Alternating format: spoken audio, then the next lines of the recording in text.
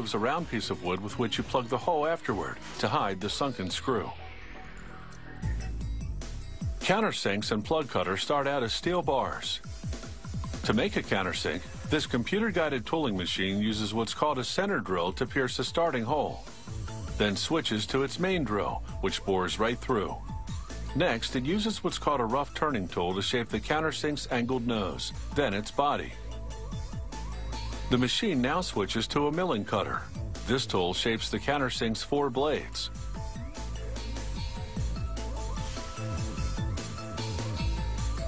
A cross-drilling tool bores a hole for the 2 screws that'll hold the countersink to the drill. A tap cuts threads into the hole. Next, a tool called a dovetail cutter sharpens the blades. Then finally, a cutoff blade removes the tool.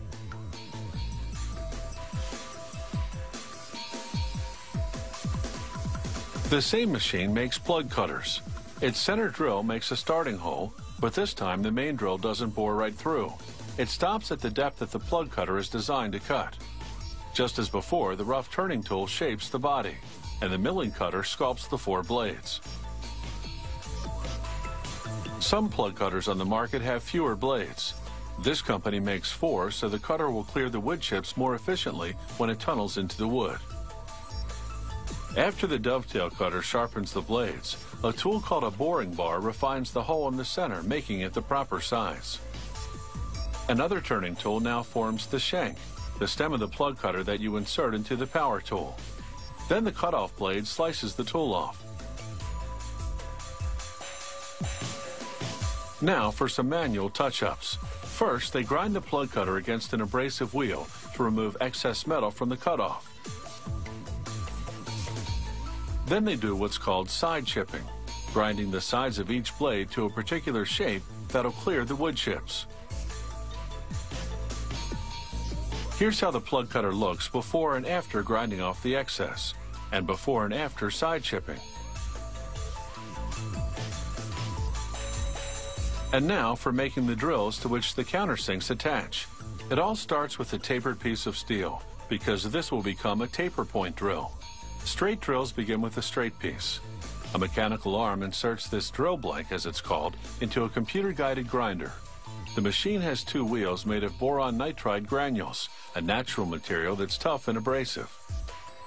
The first wheel shapes the smooth blank into lengthwise spirals called flutes. A second wheel then grinds sharp cutting edges on the flutes and shapes the tip of the drill to a point. Back to the countersinks now. The steel is still relatively malleable, so a worker runs each one through a stamping machine that imprints the size of the tool and the company name.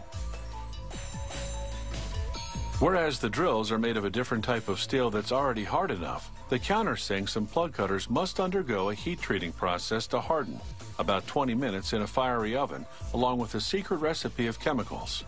The intense heat, 1750 degrees Fahrenheit, transforms those chemicals into gases which then permeate and harden the steel.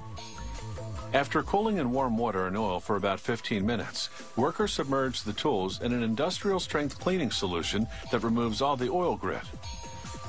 Then a bath in acid to remove soot from the oven.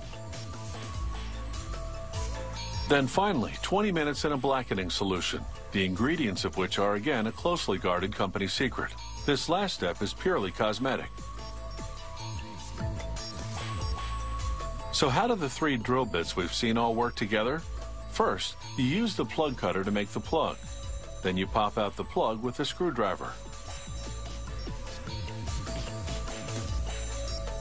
Next, mounting the countersink, that black tool onto the taper point drill. You drill a hole for the screw. Then you drive the screw into the hole, sinking it below the surface. Then you cap the hole with the plug.